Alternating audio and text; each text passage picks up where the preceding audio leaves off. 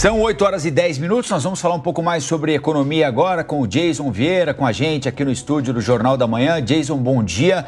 A decisão de ontem era mais do que esperado. O que permitiu ao Banco Central avançar para as próximas reuniões e insinuar já uma redução de 0,5 ponto percentual também ao longo, ou pelo menos em parte, do ano de 2024?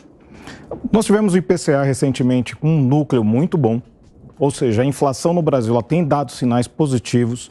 Nos Estados Unidos, a percepção de que os juros não devem avançar também, ou seja, não vai haver mais aumentos de juros, dado também a inflação que saiu no mesmo dia, o CPI, a inflação ao varejo nos Estados Unidos saiu no mesmo dia, veio um número muito comportado, também um número atacado muito comportado. Ou seja, o Federal Reserve não subindo juros lá fora, segura um pouco o dólar. E aqui no Brasil, a inflação mais baixa deu espaço para um corte de 50 basis points, dando mais 50 para a próxima reunião. A questão fica agora em relação ao fiscal e essa continua sendo a preocupação do Banco Central. Daí o tom considerado por parte do mercado mais conservador, como o mercado chama hawkish. Já que você entrou nesse tema da preocupação com o fiscal, vamos então falar do fiscal. Jason, nós temos uma expectativa de que reforma tributária avance ainda hoje. Há também a perspectiva de derrubada do veto do presidente Lula à desoneração, a prorrogação dessa desoneração da folha de pagamentos e outras discussões previstas ainda nessa área da economia para até quase o final da semana passada, aliás, a semana que vem. O que você destaca para a gente sobre essa possibilidade de avanços nessas pautas ainda neste ano? A reforma tributária, obviamente, é de suma importância para o Brasil, dado o contexto que nós temos hoje em dia, em termos tributários e, obviamente, tributários / fiscal. O problema, obviamente, é que o governo está nessa tentativa ainda bastante intensa de conseguir mais arrecadação e a reforma tributária é um problema para o governo nesse sentido. Ele tenta cumprir a meta, esse ano já não vai mais, dado o último número que nós tivemos fiscal, já quase fechando o ano com 1,1% de déficit em relação ao PIB, ou seja, um número muito elevado, muito acima do 0,5% prometido.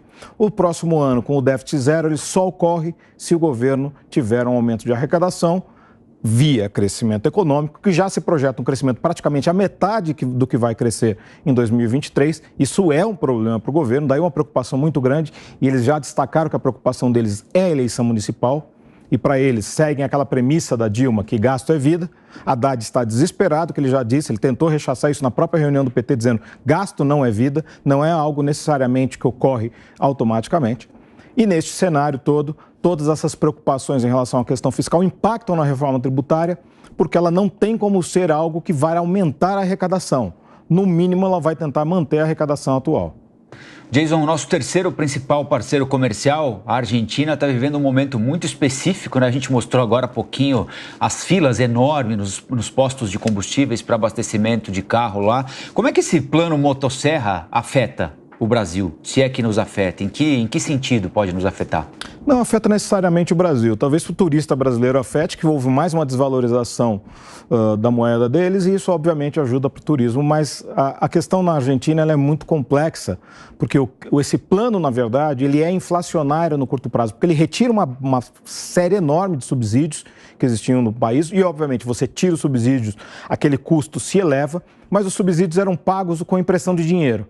Ou seja, quando você reduz a impressão de dinheiro, obviamente também uma inflação que ela é muito pesada e muito mais pesada do que esse delta, essa inflação que vai acontecer com a retirada dos subsídios, acaba ocorrendo.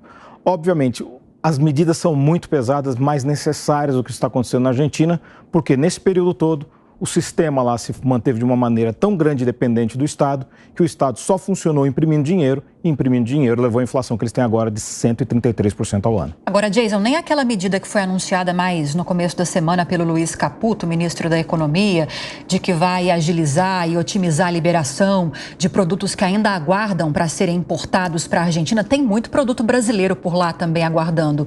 Pelo menos essa medida deve ajudar em partes a economia brasileira, né? Sim, mas nós temos a questão da economia deles também está numa situação muito ruim. E daí, obviamente, a liberação ajuda, mas o contexto de atividade econômica ainda muito desafiador vai fazer com que as exportações tenham vamos dizer assim, um aumento limitado.